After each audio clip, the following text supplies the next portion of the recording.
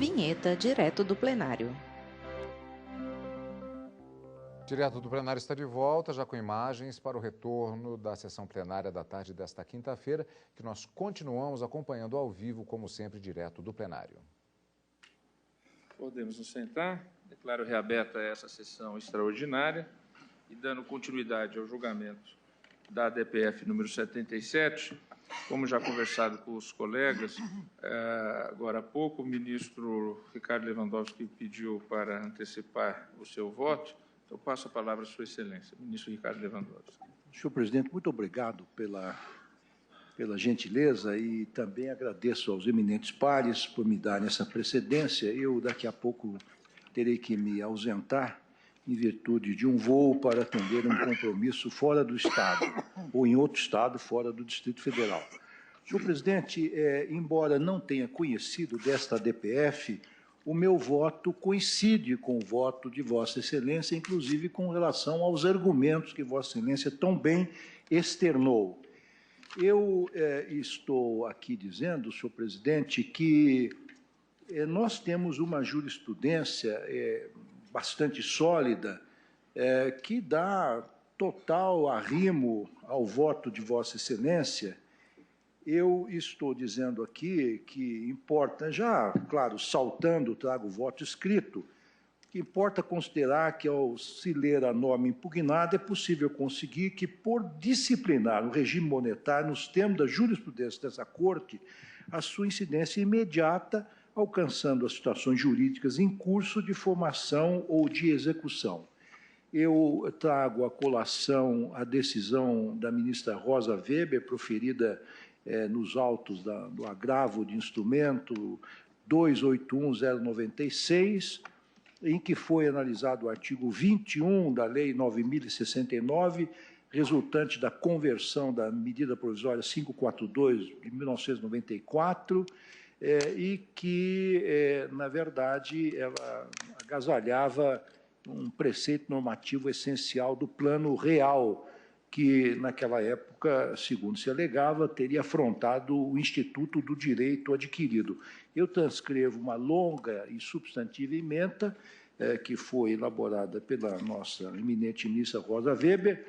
Cito também que este Supremo Tribunal Federal, ao julgar o RE 164836 de Minas Gerais, publicado no Diário Oficial de 2/6/2006, reafirmou o entendimento estabelecido por esta Corte no julgamento do RE 141190 de São Paulo e considerou legítima incidência imediata o artigo 27 da Lei 8.177 de 91, que tratava do fator de deflação que, naquela época, se denominava de tableta. Quem fala é o ministro Lewandowski, à direita. Menciono também que, ao analisar os termos do Decreto-Lei 2335 de 87, que dispôs sobre o congelamento de preços e aluguéis, reajustes mensais e vencimentos, instituiu a Unidade de Referência de Preços, a URP, Plano Bresser, o STF, entre aspas, considerou o seguinte: o decreto-lei, ao contrário de desrespeitar, prestigiou o princípio da proteção do ato jurídico perfeito ao reequilibrar o contrato e devolver a igualdade entre as partes contratantes. Tratava-se do RE 141190 de São Paulo, redator para o acórdão, o eminente ministro Nelson Jobim. Trago outras achegas jurisprudenciais e termino, senhor presidente, para honrar o tempo que Vossa Excelência me concedeu à frente dos demais colegas, termino concluindo que, nos termos dos precedentes desta Casa, o meu voto é no sentido do acolhimento, enfim, do pedido inicial para considerar constitucional o artigo 38 da Lei 8.880 de 1994, em consonância com o voto proferido por Vossa Excelência. Consulto Vossa Excelência se, quanto à tese, Vossa Excelência se põe de acordo também. Também. Ok. Então, agradeço a Vossa Excelência, como vota o ministro Alexandre de Moraes. Presidente, antes de iniciar o voto, eu gostaria de cumprimentar os advogados que fizeram sustentação oral, o doutor Marcos Vinícius Vita Ferreira, o doutor Cristiano Kozer. Ministro Alexandre de Moraes, também à direita da mesa. Professor Francisco Rezec, e o ministro da Advocacia Geral da União, doutor André Luiz de Almeida Mendonça. Também, presidente, faço questão aqui de duas considerações iniciais. Primeiro, parabenizar o voto de Vossa Excelência, que distribuiu anteriormente ao início da leitura, que foi resumida, e o voto de Vossa Excelência, extremamente detalhado, já permite que eu faça só algumas considerações no meu voto, uma vez que a matéria já está muito bem situada. E também relembrar, como foi feito pelo advogado-geral da União, que 25 anos do Plano Real é um momento realmente de comemoração do plano, um plano econômico que deu certo no Brasil. É um plano econômico que teve como dois grandes artífices o ex-presidente Itamar Franco, o ex-presidente Fernando Henrique Cardoso e suas respectivas equipes econômicas, e que permitiu o Brasil alcançar um outro patamar, não só econômico, mas social, porque a partir do Plano Real foi possível a instituição de políticas sociais que antes a inflação corroía os valores que eram a elas destinadas.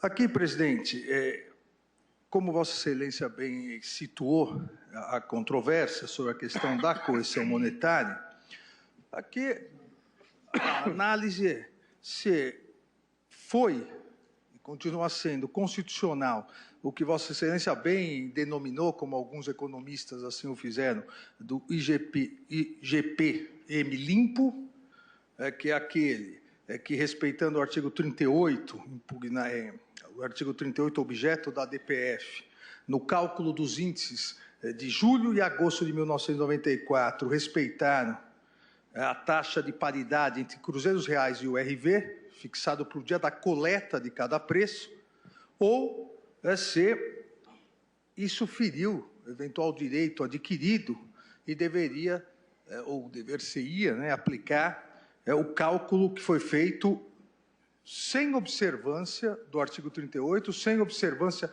da alteração da política monetária sobre a última cotação da ORV, o que, como disse Vossa Excelência, denominou de IGPM sujo. Até porque, nos meses de julho e agosto, a diferença foi extremamente significativa, 4,33% do limpo contra 40% do sujo em julho, 3,94% do limpo, 7,56% do sujo. E alega-se aqui, em contrapartida ao que se pede à DPF, a declaração de constitucionalidade do artigo 38, que a sua aplicação aos contratos já existentes teria ferido o direito adquirido a índices de correção monetária, principalmente aqueles índices previstos contratualmente, que visavam e tinham por finalidade a efetividade do equilíbrio econômico-financeiro do contrato. E a questão, além de todas aquelas que Vossa Excelência, em seu voto bem colocou, a questão que me parece crucial é se há ou não, nesse caso, haveria ou não direito adquirido a um eventual percentual inflacionário calculado com base em um índice que teria ignorado as novas normas definidoras do sistema monetário que garantiram a estabilização monetária. Porque, diversamente do que há nos autos de várias alegações, não se discute aqui, ou entendo que não se discute, a questão simplesmente do expurgo de um determinado índice para a aplicação do outro. E isso feriria o direito adquirido. Isso feriria o direito adquirido à correção monetária, que, por sua vez, garantiria o equilíbrio econômico-financeiro dos contratos. O que houve é que, em virtude de toda uma alteração no sistema monetário nacional, o artigo 38 determinou um determinado cálculo para o índice. E a Fundação FGV continuou fazendo também um segundo cálculo. Por isso, essa questão do limpo, sujo, 1 e 2. E o que se coloca, porque isso que caracteriza o direito adquirido, é se, nessa hipótese, o fator aquisitivo específico para se poder invocar direito adquirido estaria ou não presente. Entendo que não. E já adianto que acompanho integralmente Vossa Excelência. Entendo que não, porque não há direito adquirido a aplicação de um eventual índice que, diferentemente da finalidade da correção monetária, e a finalidade da correção monetária é a preservação do valor de compra da moeda, acabou gerando artificialmente um índice inflacionário irreal. E esse índice inflacionário irreal foi gerado porque ignorou a lógica de implantação do novo sistema monetário. Toda a lógica de implantação do novo sistema foi absorção naqueles meses, desde da criação da URV até a transformação da URV em real, foi absorção dia a dia da inflação gerada, ou seja, da perda do poder aquisitivo da antiga moeda, do cruzeiro real. Então, a cada dia, isso, todos se recordem, foi salientado também na tribuna, a cada dia sair o valor da URV, quantos cruzeiros reais a URV, entre aspas, compraria. Ou seja, qual o valor em cruzeiros reais da URV.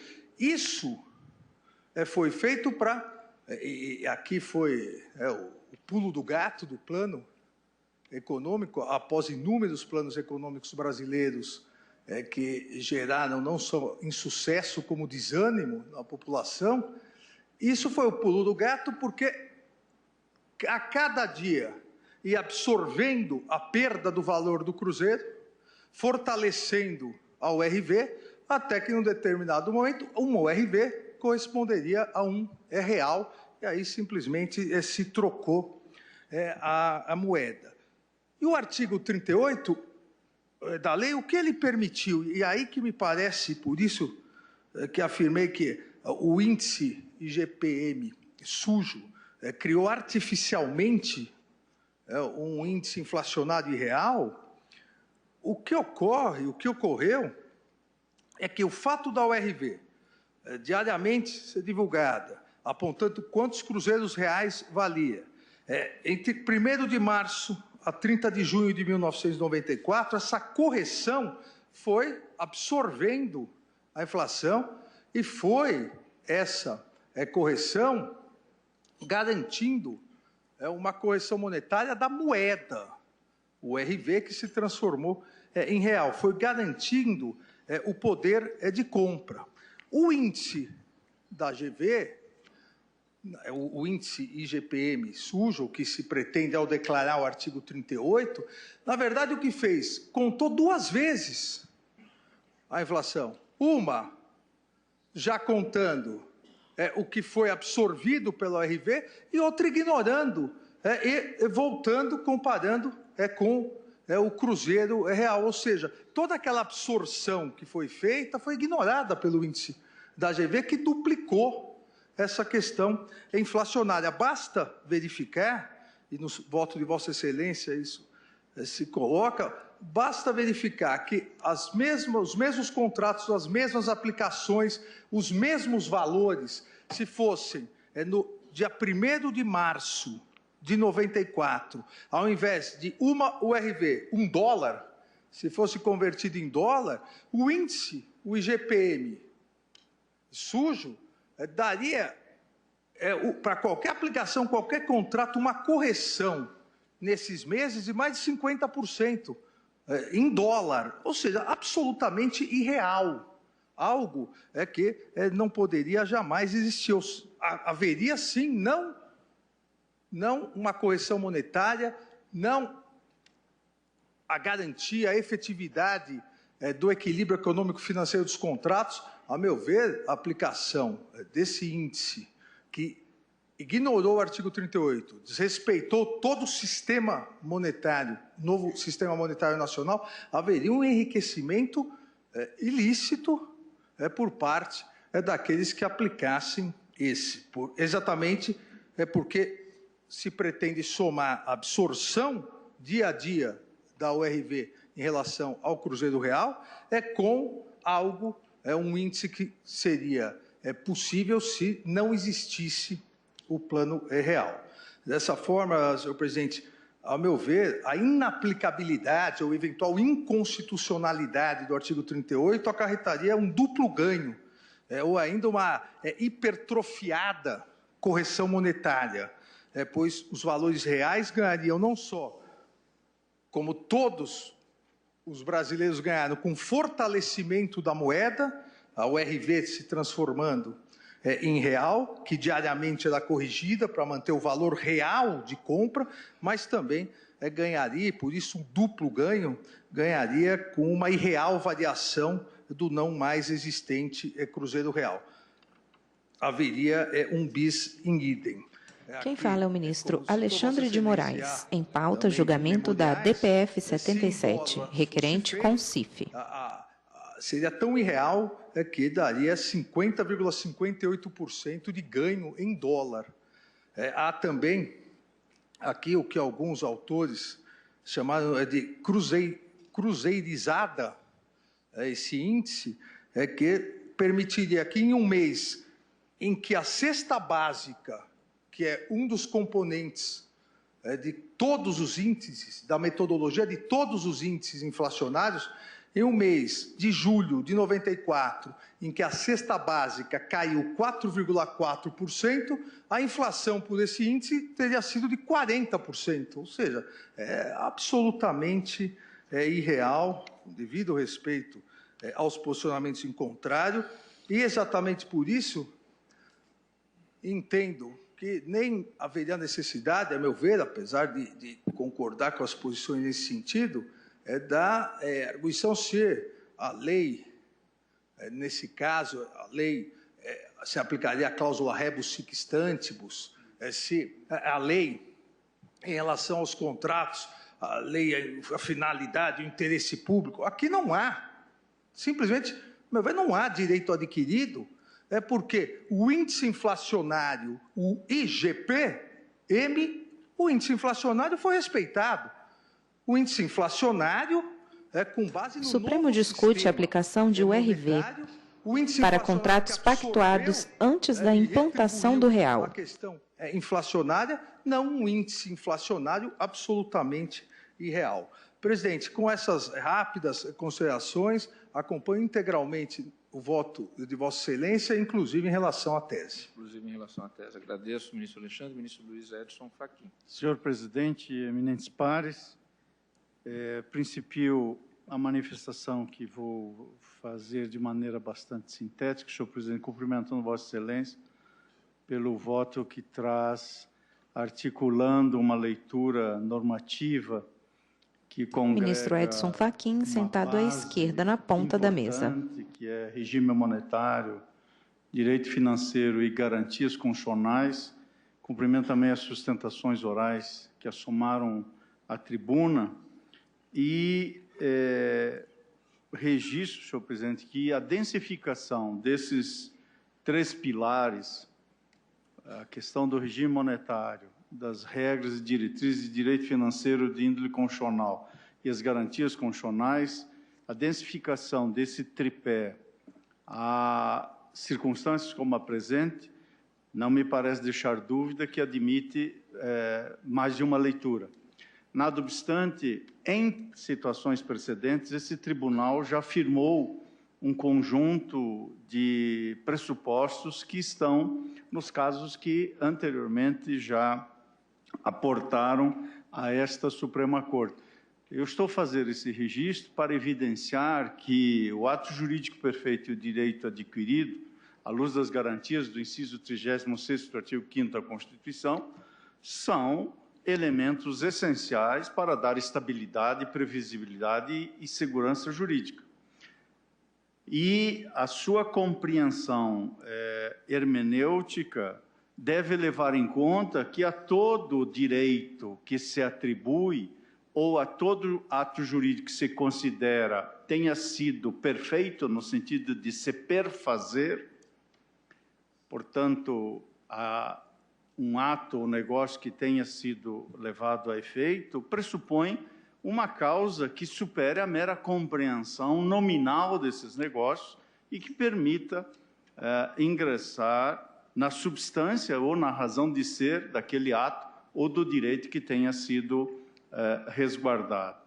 O tribunal, ao ser chamado à colação em situações anteriores, estou registrando isso na declaração de voto, como, por exemplo, no recurso extraordinário já citado, 141-190, assentou que os contratos fixados anteriormente ao plano, lá se examinava também um plano econômico, incorporavam as expectativas inflacionárias e estipulavam formas de reajuste de valor nominal. Portanto, a distinção entre correção monetária nominal e correção monetária real, que vem no caput do artigo 38 e seu respectivo parágrafo único, levou em situações similares este tribunal a densificar o entendimento da incidência direta e imediata do novo regime, sem que isso se considerasse uma agressão às garantias constitucionais do ato jurídico perfeito e do direito adquirido. Como eu disse, na declaração de voto, procuro evidenciar, tal como fez Vossa Excelência, as bases dessa compreensão e, por certo, sem deixar de lado, sem deixar de considerar na sua devida relevância essas figuras jurídicas que têm estatuto de índole constitucional e que, portanto, representam no Estado democrático de direito alicerces da segurança jurídica e da estabilidade das próprias relações que a sociedade projeta para o direito. De modo que eu houvera feito o estudo que se consubstancia nessa declaração de voto e no dia de hoje, Vossa Excelência, além de trazer o substancioso voto escrito, fez a proclamação da síntese dessas razões, cujo resultado vai ao encontro da conclusão que eu houvera adredemente chegado quando examinei esta matéria. Portanto, senhor presidente, registrando que em situações que demandam ou permitem mais de uma leitura, creio que uma boa companhia são os precedentes que o tribunal firma e, independentemente dos argumentos metajurídicos, a leitura normativa que faço dessa realidade me conduz a esta conclusão. Por isso, acompanho integralmente a conclusão de Vossa Excelência. Agradeço, ministro Edson Fachin. Ministra Rosa Weber, como vota? Senhor presidente, saúdo a todos e cumprimento em especial os nobres advogados e procuradores que assomaram à tribuna com percussientes sustentações. E, como não poderia deixar de ser, cumprimento Vossa Excelência pelo denso voto produzido. Tenho uma declaração de voto escrita, senhor presidente, e aqui já bem esposada a tese e reafirmada nos votos que me antecederam, eu me limito a dizer que, forte na jurisprudência dessa Corte, nos precedentes que tenho observado, eu também, assim como Vossa Excelência, pedindo vênia aos que entendem de forma diversa, acolho a arguição de descumprimento de preceito fundamental para declarar a constitucionalidade do artigo 38 da Lei 8.880, de 94. Eu, ao longo do voto, o ministro Ricardo Lewandowski fez a gentileza de citar um precedente da minha lavra, a que eu também estou a me reportar, exatamente no agravo regimental, no agravo de instrumento 281.096, primeira turma, Diário de Justiça de 10 de março de 2016, ou seja, já é uma compreensão antiga que se firma, como já referi, nos precedentes dessa Suprema Corte, no sentido de que não há direito adquirido a padrão monetário, porquanto compete exclusivamente ao Estado legislar sobre o Estatuto Legal da Moeda e ainda de que a norma que altera a correção monetária tem igualmente a natureza de lei monetária, enquanto também trata sobre o padrão de valor. É como voto, acompanhando Vossa Excelência, presidente. Inclusive na tese. Inclusive na tese. Ministro Fachin, desculpe, quanto à tese, Vossa Excelência também acompanhou. Também estou de acordo. Agradeço. Ministra Carmen Lúcia. O ministro Desculpe, ministro Luiz Fux. Senhor presidente, agrade a corte, Lúcia. Ministro Luiz Fux, à direita. Presidente, eu também gostaria de iniciar parabenizando Vossa Excelência, que nos facilita muitíssimo a nossa intelecção sobre o tema, com um voto denso, e os eminentes advogados que estiveram na tribuna, inclusive o professor Rezec, continua ainda em grande forma, com todas as ideias das palavras. O ministro Marco costuma dizer que depois do elogio vem, talvez, uma manifestação desfavorável, mas isso é uma mera coincidência. Vossa Excelência, ministro Toffoli... Veja, Vossa Excelência, que eu raramente elogio um advogado ou elogio um colega. É verdade. Para não incidir nesse equívoco de elogiar e depois votar de forma diametralmente oposta ou contrária aos interesses do Constituinte. Mas, às vezes, a causa não está à altura da envergadura intelectual do advogado. Ministro, Vossa Excelência destaca aqui 2 pontos e os esclarece de maneira bem simples. Vossa Excelência diz que o debate travado ele gira em torno de 2 questionamentos. Garantia constitucional que assegura a proteção do direito adquirido e o ato jurídico perfeito, veda a edição de uma regra de conversão de regime monetário que, sem alterar preços, índices estipulados em contratos ou metodologia, determina a observância de uma única unidade de conta quando do cálculo dos índices de correção monetária. 2. O artigo 22.6 da Constituição Federal, ao atribuir competência à União para legislar sobre o sistema monetário, confere-lhe prerrogativa de fixar padrão monetário e estabelecer regras de conversão de uma moeda antiga para nova?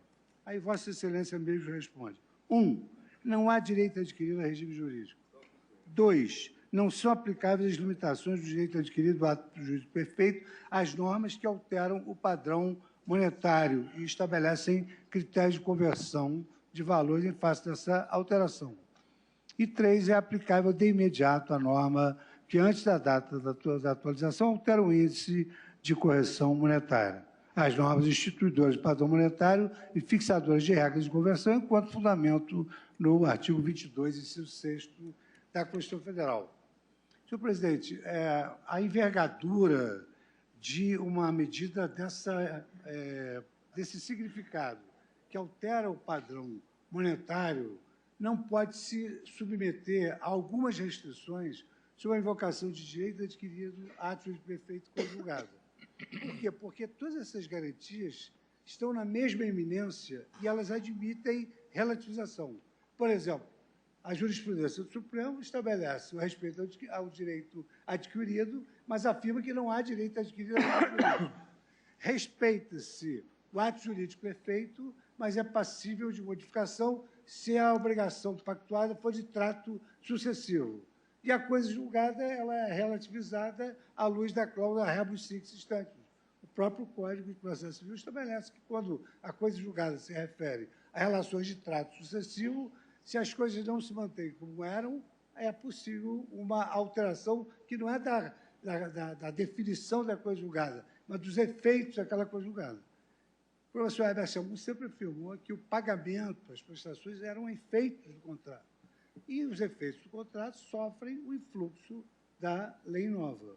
De sorte que eu estabeleci aqui algumas premissas que eu vou fazer juntar com o voto e também trazer o derradeiro uma percepção do que representaria esse julgamento 25 anos depois, à luz da nova lei de introdução das normas de direito brasileiro, que determina que, na aplicação da lei, nós temos de observar os efeitos sistêmicos e as consequências das nossas decisões. De sorte que essa alteração relevante na economia, ela não pode se submeter a invocações de garantias que, mercê de constitucionais, admitem também relativização. Aqui prepondera no meu modo de ver, o interesse público maior.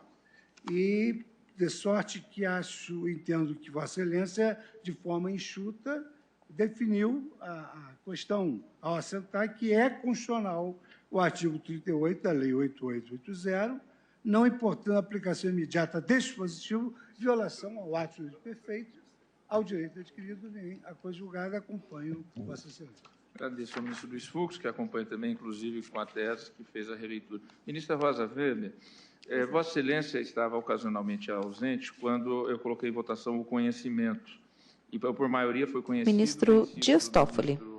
Marco Aurélio e Ricardo Lewandowski. Como ainda estamos em julgamento, no mesmo processo, eu pergunto se Vossa Excelência gostaria de se manifestar quanto ao conhecimento que já houve. Mas, senhor presidente, a lembrança que tenho é que eu já votei quanto ao conhecimento da arguição de cumprimento dessa arguição. Não, é que foi recolocado nessa sessão. Ah, foi recolocado? Eu já votei pelo conhecimento. Foi, presidente. Eu não recoloquei. Eu, inclusive, disse... eu que coloquei. Não, eu inclusive... Ministro Marco Aurélio. Que quando da apreciação da liminar, já tinha falado que nós temos aqui, em última análise, uma ação declaratória com a roupagem simplesmente formal de ADPF. Essa matéria ficou, para mim, sacramentada, preclusa. O que eu articulei nesta assentada foi que não estaria atendido o artigo 4º da Lei de Regência da ADPF, porque se tem, no cenário jurídico, meio para corrigir possível lesão verificada. Tanto assim que foi implementada uma liminar para suspender em todo o território nacional os processos em curso, versando esses meios para impugnação do que seria o ato do poder público, né? Então, surgiu um novo óbice que foi colocado na assentada quanto à admissibilidade. Mas quem trouxe e quem provocou foi o relator. Eu é que trouxe, está no meu voto, que Ministro Dias Toffoli. manifestava pelo Interessante, conhecimento. o relator suscitando uma preliminar e depois rejeitando essa mesma preliminar. Isso faz parte da análise do voto, ministro Marco Aurélio, porque a análise do conhecimento, o primeiro a se manifestar sempre será o relator. E eu me manifestei no sentido do conhecimento e destaquei Não me importa partilhar com Vossa Excelência uma ideia. E, portanto, até porque, ministra Rosa, até porque houve colegas que deferiam a liminar sem se comprometer com a questão do conhecimento, como foi o caso do ministro Ricardo Lewandowski, que votou pelo não conhecimento. Eu só fui revisar o meu voto para Ministra Rosa Weber. Não estava a me trair. E, de fato, não estava a me trair, embora possa enfrentar o tema também sob a ótica, ora trazida pelo eminente ministro Marco Aurélio.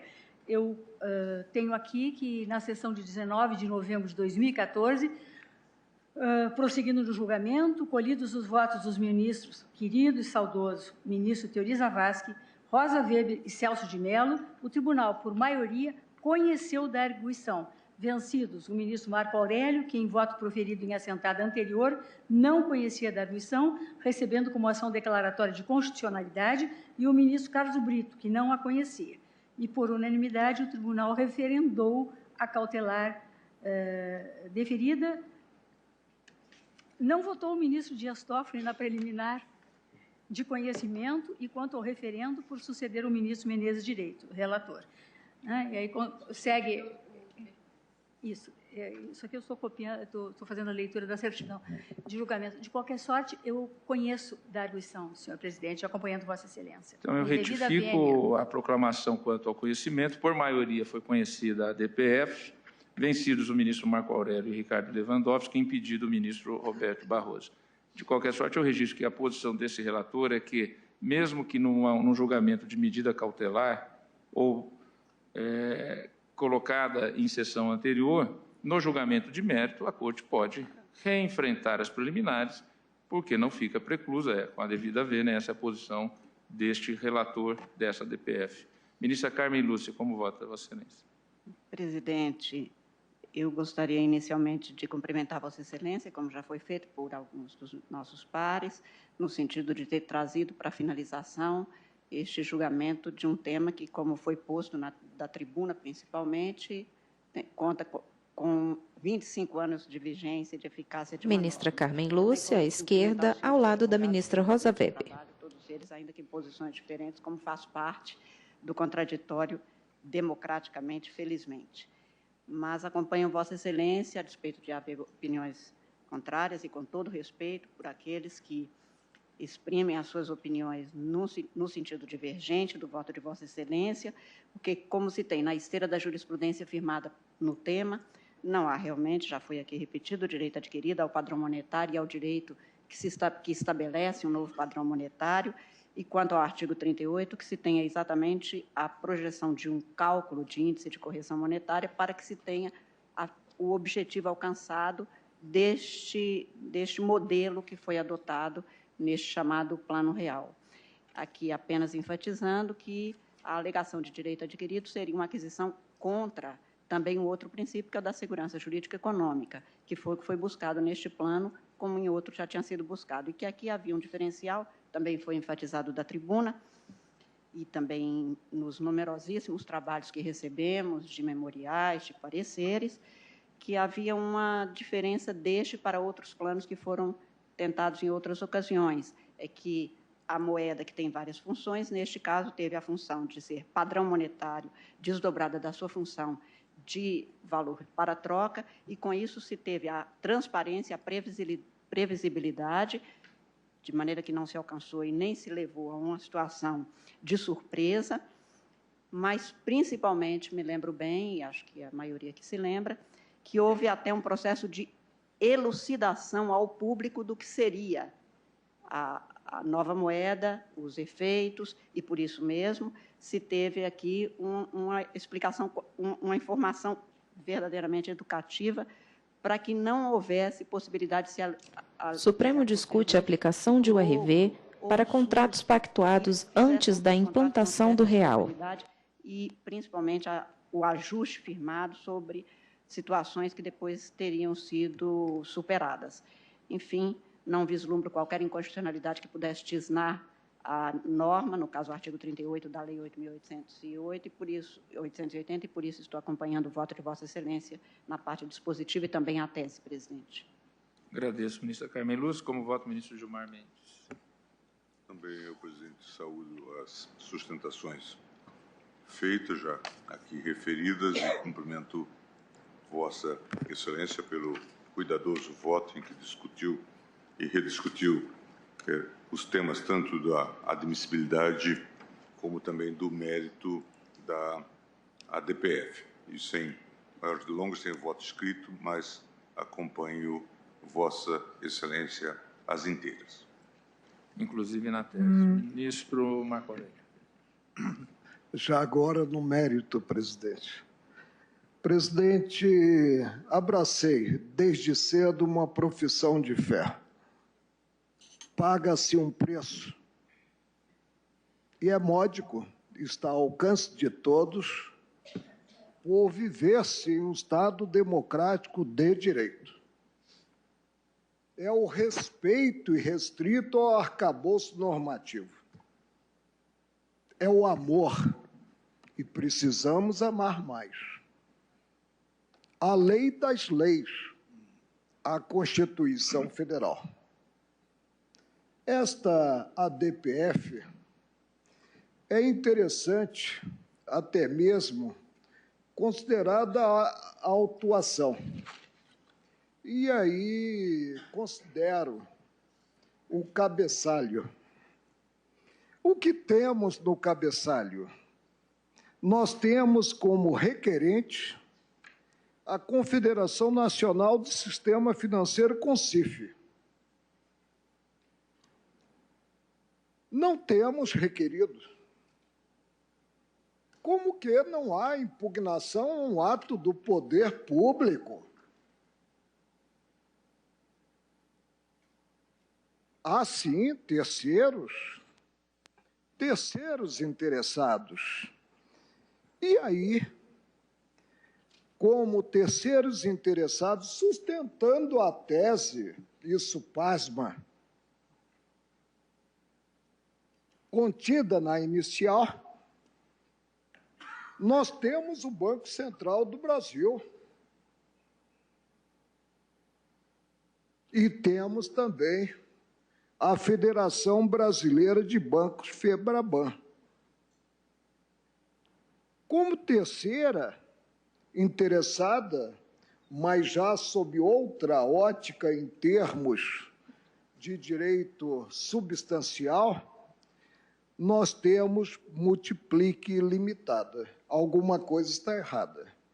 Porque pressuposto da ação de descumprimento de preceito fundamental é, como está na legislação de regência, a existência de um ato do poder público que tenha causado lesão. E julgando-se procedente o pedido inicial, eu não sei qual será o ato fulminado, porque se transforma uma ação de conhecimento declaratória constitutiva em uma ação simplesmente declaratória. Há um conflito com a organicidade e dinâmica do direito. Ouvi os votos, todos no sentido de declarar-se a constitucionalidade do artigo 38 da Lei de 94, que é a Lei 8.880. Presidente, essa lei é um diploma que tem diversos dispositivos. Reconheço que o que se contém no artigo 7º versa realmente padrão monetário. E vou ler o artigo, mas ele não está aqui em discussão. Artigo 7º. Os valores das obrigações pecuniárias de qualquer natureza, a partir de 1º de março de 1994, inclusive, e desde que haja prévio acordo entre as partes, poderão ser convertidos em URV, ressalvado o disposto no artigo 16. Parágrafo 1º desse mesmo artigo 7º, ainda não fui ao 38.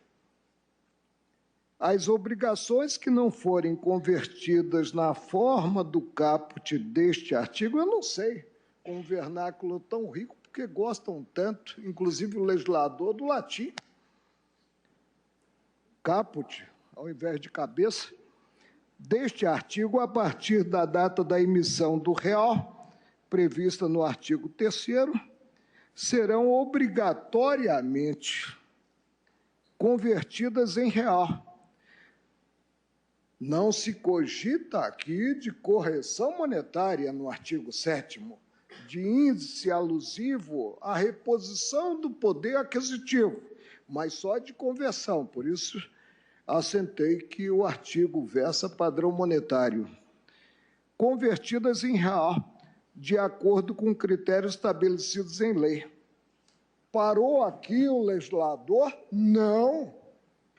Prestou homenagem, presidente, ao que se contém no inciso 36 do artigo 5º da Constituição Federal, no que revela como garantia do cidadão que a lei não pode prejudicar o ato jurídico perfeito, o direito adquirido, que decorre da lei, o ato jurídico perfeito, contrato, e a coisa julgada.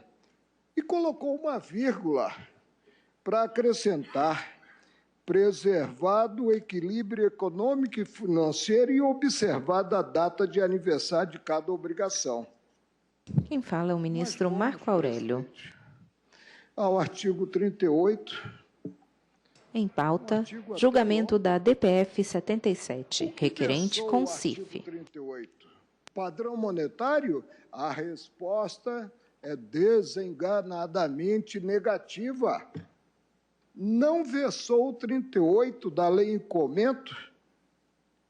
Padrão monetário, mas sim correção monetária, ao dispor que o cálculo dos índices de correção monetária, no mês em que se verificar a emissão do real, de que trata o artigo 3º desta lei, bem como no mês subsequente, tomará por base preços em real, o equivalente em URV dos preços em cruzeiros reais e os preços nominados ou convertidos em URV dos preços em cruzeiros reais e os preços nominados ou convertidos em URV dos preços em cruzeiros reais e os preços nominados ou convertidos em URV dos meses imediatamente anteriores, segundo critérios estabelecidos em lei. E o parágrafo único desse mesmo artigo 38, que versou a correção monetária, não um plus, mas atualização do poder aquisitivo da moeda, previu, observado o disposto no parágrafo único do artigo 7º, o equilíbrio da equação contratual, e eu li o parágrafo único do artigo 7º, observado o disposto, é nula de pleno direito e não surtirá nenhum efeito a aplicação de índice para fins de correção monetária calculado de forma diferente da estabelecida, volta ao latim, no caput deste artigo. Presidente, muitos se pronunciaram sobre a matéria. E começo dizendo que se pronunciou sobre a matéria alguém que foi ministro das Relações Exteriores, não foi o ministro Francisco Rezec, e depois ministro da Fazenda, e depois presidente da República. Refiro-me a Fernando Henrique Cardoso. Em crise e reinvenção da política no Brasil, fez ver no lançamento do Plano Real em 1994, também houve uma aposta na capacidade de compreensão da sociedade. No caso, nosso desafio era falar de um mecanismo imensamente difícil de entender, e eu tive muita dificuldade, talvez não tenha ainda compreendido bem o teor do artigo 38, como também aqueles que assistem à sessão não devem ter compreendido o que eu li, mas está no 38, né, da Lei 8.880 de 90. É um caso para laboratório jurídico. Continuo. A unidade real de valor, o RV, uma espécie de moeda provisória, por isso eu disse que o artigo 7 tem contornos próprios a padrão monetário, que teve papel fundamental na conversão dos preços do cruzeiro para o real, de modo a acabar com a inflação, sem congelamento de preços e salários, e aí vem a cláusula, sem ruptura de contratos. Mas há mais, presidente. Outros se pronunciaram sobre a matéria.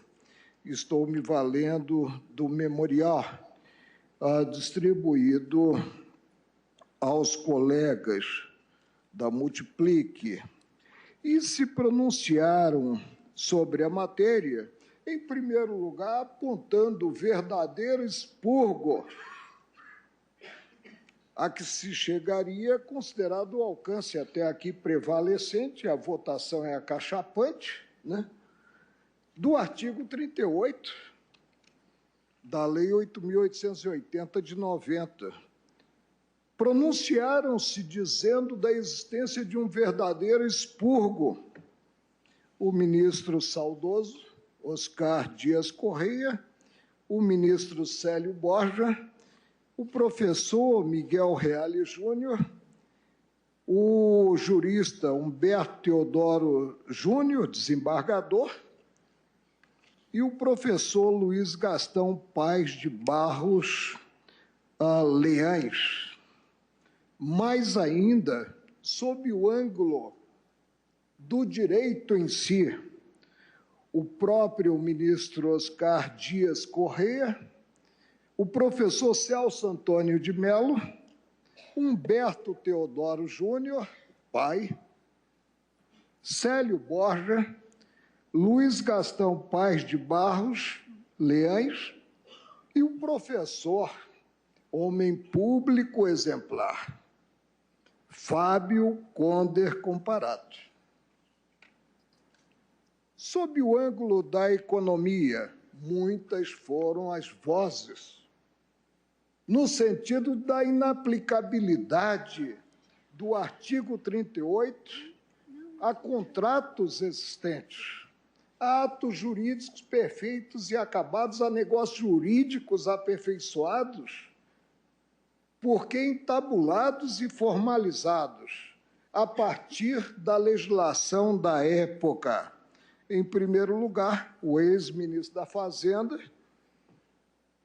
Maílson da Nóbrega. Em segundo lugar, e eu vou ler um trecho do que disse esse saudoso musicista,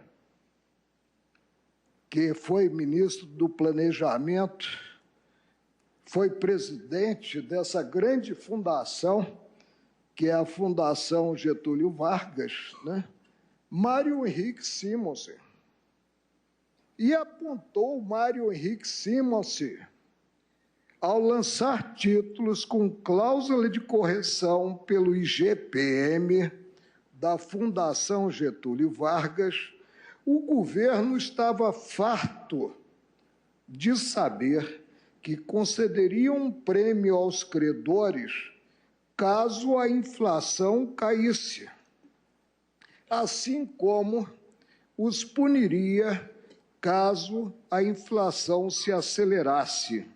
Ou seja, ao colocar títulos com correção pelo IGPM no mercado, o governo firmou um contrato de risco com os seus credores, em que estes lucrariam ou perderiam conforme a taxa de inflação se reduzisse ou aumentasse. Segue-se, como foi ressaltado à tribuna, pelo hoje advogado Francisco Rezec, a visão de Carlos Geraldo Langoni, ex-presidente do Banco Central e diretor do Centro de Economia Mundial da Fundação Getúlio Vargas.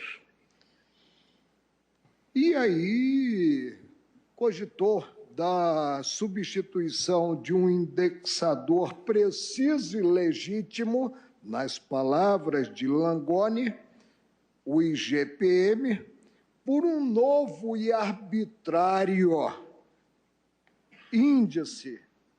Estou lendo aqui o trecho. IGP-2, que na prática deflacionou os preços antes da introdução do real, formalizando o expurgo. A última manifestação... Quem fala é o ministro Marco Aurélio. Pastore. Reclama-se muito, presidente, que o investidor estrangeiro não confia no Brasil. Como confiar no Brasil se a própria sociedade brasileira vive aos sobressaltos, sendo surpreendida passo a passo, por ato de vontade, não há a menor dúvida, que é a interpretação de diplomas legais, colocando-se em segundo plano essa garantia tão básica em um Estado democrático, que é a reveladora de que nem a lei, mesmo a do Plano Real, e vejo aqui que o enfoque passa a ter um peso maior, porque esse plano deu certo, os outros não deram, portanto mereceram excomunhão maior, colocando em plano secundário o ato jurídico perfeito e acabado, ou seja, o contrato, o direito adquirido, aquele advindo da lei, e esse ato jurídico perfeito por excelência, que é a coisa julgada, porque é emanado do judiciário. Avança-se culturalmente assim? Não. O que há é retrocesso, um verdadeiro retrocesso cultural. Presidente, não posso desconhecer a dualidade. Nessa lei, que implicou o Plano Real, nós temos realmente o artigo 7º, avessar padrão monetário. Mas o artigo 38, na redação confusa que nele está, versa exclusivamente correção monetária.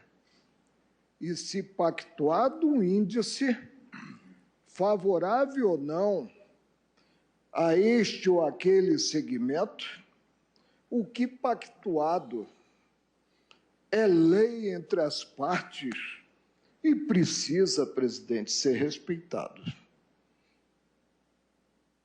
Já agora, volto quase à minha posição tradicional no plenário, de voto vencido de forma isolada, porque aquele que me acompanhou na preliminar e ficamos vencidos quanto à abertura do embrulho, votou acompanhando Vossa Excelência.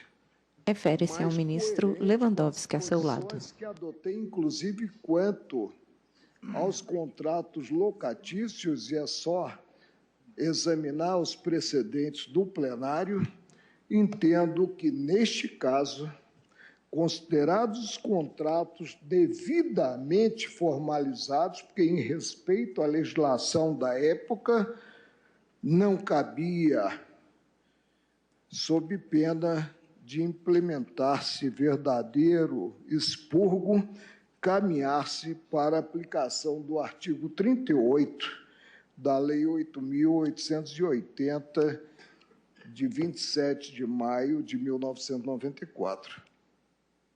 Transformado, eu sei que não é essa nomenclatura aprovada pelo tribunal, pela sempre ilustrada maioria, a ação descumprimento de preceito fundamental, em ação simplesmente declaratória, dou interpretação conforme ao artigo 38, em comento, para assentar que ele não se sobrepõe, por não versar padrão monetário, aos atos jurídicos perfeitos e acabados que merecem o respeito e merecem, principalmente, no meu convencimento, o respeito deste tribunal. É como voto divergindo, portanto, de Vossa Excelência.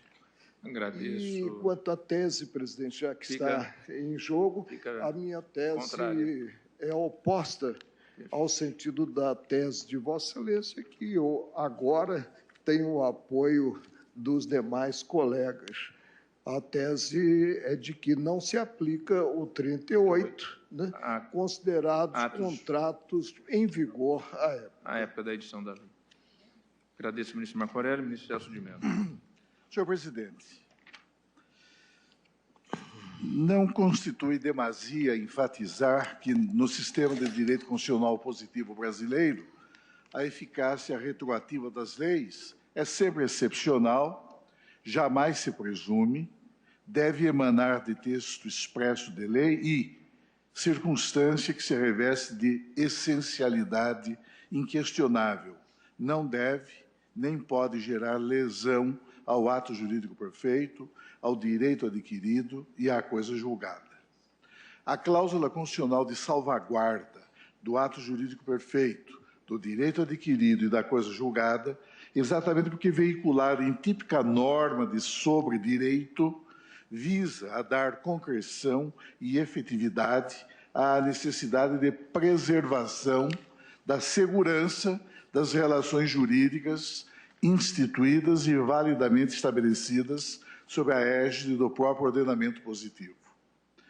A relevantíssima circunstância de o princípio consagrador da intangibilidade do ato jurídico perfeito e das demais situações definitivamente consolidadas possuir extração constitucional, leva o magistério da doutrina a advertir que esse postulado fundamental é de incidência abrangente, não se subtraindo à imperatividade de seu alcance normativo às regras de natureza meramente legal, ainda que qualificadas como leis de ordem pública. Dizem e sustentam essa posição autores eminentes, como Reinaldo Porchat, Oscar Tenório, Caio Mário da Silva Pereira, entre outros. Cabe enfatizar por isso mesmo, senhor presidente, que as normas de ordem pública, também elas, encontram no postulado tutelar, inscrito no artigo 5º... Quem fala é o ministro Celso de Mello. Da lei fundamental, um obstáculo político-jurídico absolutamente insuperável, consoante advertem autores como Otton Sidu, Orlando Gomes, etc. Presente esse contexto, senhor presidente, também se minha figura inaplicável ao caso, ou sempre... O Supremo discute a aplicação de URV para contratos pactuados antes da implementação do real. As leis que dispõem sobre o Estatuto da Moeda atingem todos os súditos do Estado, tanto em seus contratos como fora deles. É o que esse autor francês sustenta em sua clássica monografia sobre o direito transitório. Mas esse magistério, senhor presidente, segundo penso, encontra insuperável limitação de ordem jurídica no próprio sistema constitucional brasileiro, que, ao contrário da realidade normativa vigente na França, não convive com atos estatais que, aplicados retroativamente, afetem as situações jurídicas definitivamente consolidadas ou interfiram nas consequências que delas emanam como efeito causal necessário. Mesmo porque, como todos sabemos, a Constituição da Quinta República Francesa, promulgada em 1958, não contém, como a nossa Carta Política estabelece, essa cláusula de sobredireito, essa cláusula de salvaguarda da intangibilidade das situações jurídicas definitivamente consolidadas. Portanto, mesmo que se trate de leis de conteúdo financeiro, econômico ou de natureza monetária, não se revestem estas, por mais imperiosos que se apresentem os motivos de ordem pública invocados pelo Estado, de eficácia jurídica bastante para contrariarem dispositivos fundamentais como aqueles pertinentes à intangibilidade dos atos jurídicos perfeitos, de que o direito adquirido e a autoridade da coisa julgada são emanações e consequências necessárias, assegurando-se, portanto, não é, explicitamente, em norma de salvaguarda, a integridade de tais situações.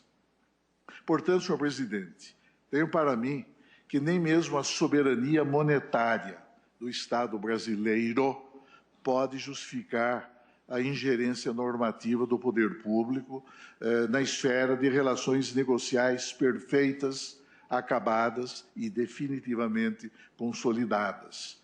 Não questiono a autonomia da realidade monetária, que tem e que possui consistência própria. No entanto, se de um lado é indiscutível que o fenômeno monetário pode, ele próprio, condicionar o Estado na positivação de certas formas jurídicas, evidencia-se incontestável, de outro, que a formalização do direito objetivo, provocada pela realidade monetária, não pode antagonizar-se com o que dispõe, em categorias jurídicas próprias, o texto da Lei Fundamental do Estado. Nesse contexto, não se pode desconhecer que existe, refletindo tendência do constitucionalismo contemporâneo, uma estrutura jurídico-constitucional que configura, em função de certos parâmetros axiológicos, o próprio estatuto da economia e da moeda, cujo objetivo precípuo consiste em traçar esquemas normativos fundamentais, condicionadores das atividades, especialmente no particular domínio das relações entre o direito e o poder. A partir dessa realidade, o professor Manuel Gonçalves Ferreira Filho, em sua conhecida monografia sobre Direito Constitucional Econômico, divisa a existência de uma verdadeira construção econômico-financeira no âmbito da Lei Fundamental do Estado. E, ao destacar a atuação do Estado nesse âmbito, enfatiza que incumbe ao governo, no processo de concretização das atribuições que lhes são inerentes, o incondicional, aspas, respeito às normas e princípios inseridos na Constituição, assinalando, e aqui eu transcrevo um fragmento desse magistério. Quem fala é o ministro Celso de Mello. Que a lei nova tem caráter imediato e geral, não é menos exato que o dogma constitucional que garante a intangibilidade do ato jurídico perfeito e de suas emanações, vale dizer, do direito adquirido e da coisa julgada, impede que o ato estatal superveniente, qualquer que seja a natureza ou índole de que se revista, atinja a situação jurídica definitivamente constituída sob a égide da legislação anterior. O Supremo Tribunal Federal, ao interpretar a norma de sobredireito consagrada no artigo 5º, inciso 36 da Constituição da República, a que correspondia do regime anterior, o artigo 153, parágrafo 3º da Carta Política de 69, tem prestigiado seu sentido tutelar. Na realidade, senhor presidente, leis novas, tendo-se presente a cláusula constitucional de salvaguarda inscrita no artigo 5º, inciso 36 da Carta Política, não afetam, não podem afetar os contratos anteriormente celebrados, nem podem modificar os efeitos jurídicos derivados dos contratos em curso. Daí a observação, senhor presidente, de que situações definitivamente consolidadas, oriundas de um ato jurídico perfeito, como os contratos, constituem situações plenamente oponíveis à incidência de leis supervenientes, mesmo que essas veiculem prescrições de ordem pública, fundadas até mesmo em razões de Estado. A invocação da ordem pública para justificar a aplicação imediata da lei nova às situações jurídicas em curso, adverte Wilson de Souza Campos Batalha, é inadequada, uma vez que, se à ordem jurídica se confere o condão de destruir os direitos adquiridos, já não são mais os direitos adquiridos um anteparo infranqueável à imediata incidência da lei nova.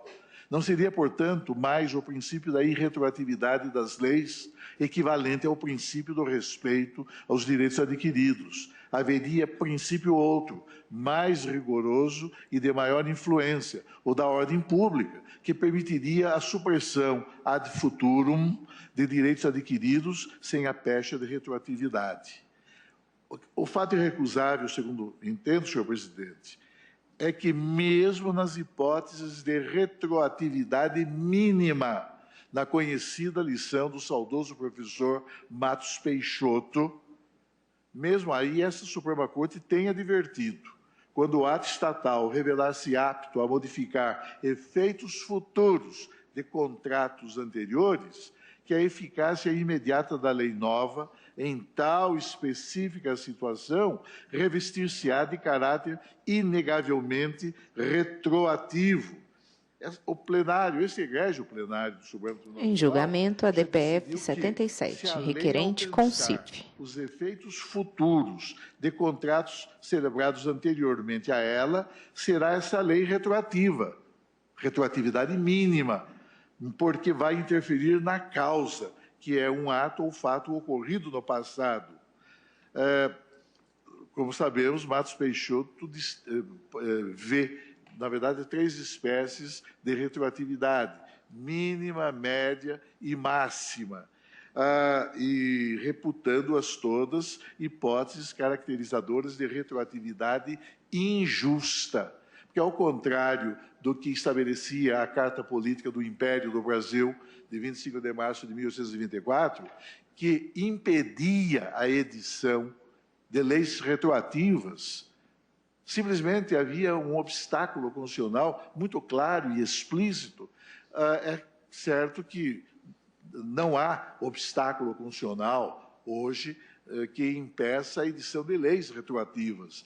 O que não é lícito ao Estado é editar leis que possam desconstituir situações já juridicamente consolidadas, ainda que preservando os efeitos já produzidos, mas interferindo nas consequências futuras, não é, de uma causa que se formou no passado.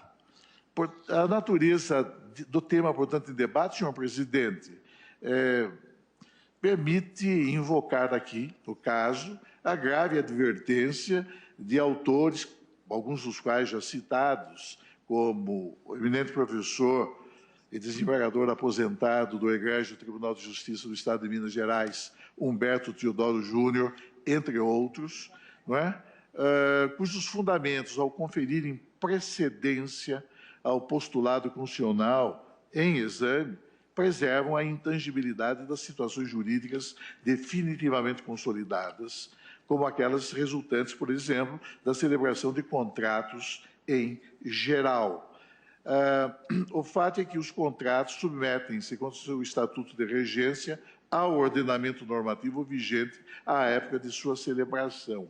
Mesmo os efeitos futuros oriundos de contratos anteriormente celebrados não se expõem, segundo entendo, ao domínio normativo de leis supervenientes, ainda que disciplinadoras e institutivas de regime monetário. Compreendo que essa não é a posição que tem prevalecido na jurisprudência do Supremo Tribunal Federal. Reconheço lealmente esse aspecto e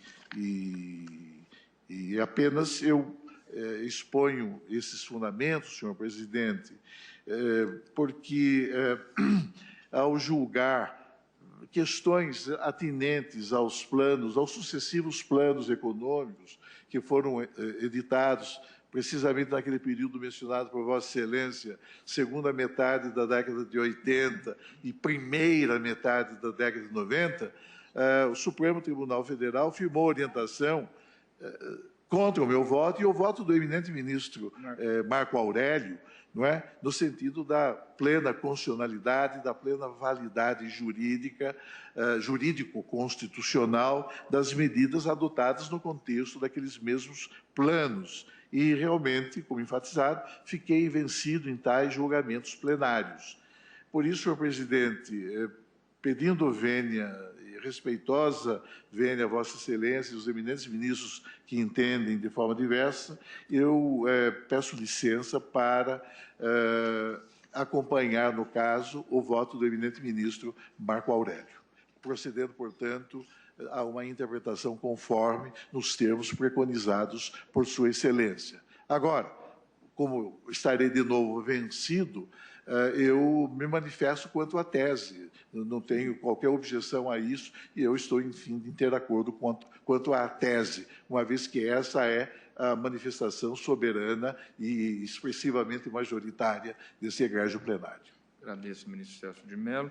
Então, eu proclamo que, por maioria, foi julgada procedente a arguição de descumprimento de preceito fundamental a fim de declarar a constitucionalidade Ministro Dias Toffoli. da Lei 8.880, de 27 de maio de 1994, consignando que a aplicação imediata desse dispositivo não viola o artigo 5º, 36 da Constituição Federal, vencidos o ministro Marco Aurélio e o ministro Celso de Mello, impedido o ministro Luiz Roberto Barroso. Fixada a seguinte tese: é constitucional o artigo 38 da Lei nº 8.880, de 27 de maio de 1994, não importando a aplicação imediata desse dispositivo, violação do artigo 5º, 36 da Constituição Federal, vencido quanto à tese o ministro Marco Aurélio. Agradecendo a presença de todos, desejando uma boa noite, declaro encerrada a presente sessão.